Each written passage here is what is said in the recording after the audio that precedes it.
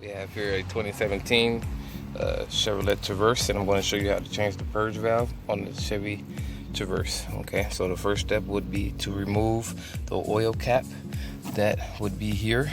I've already had it removed. So the purge valve, as you can see, is sitting right here.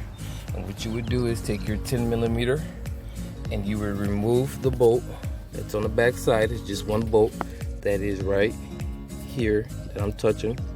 Okay, and then you have two clips, the green button, and then you have another one on the other side.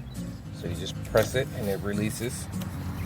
Then you have a clip here and that releases. Okay, so I've changed this purge valve, but this is the old one. It's pretty much simple.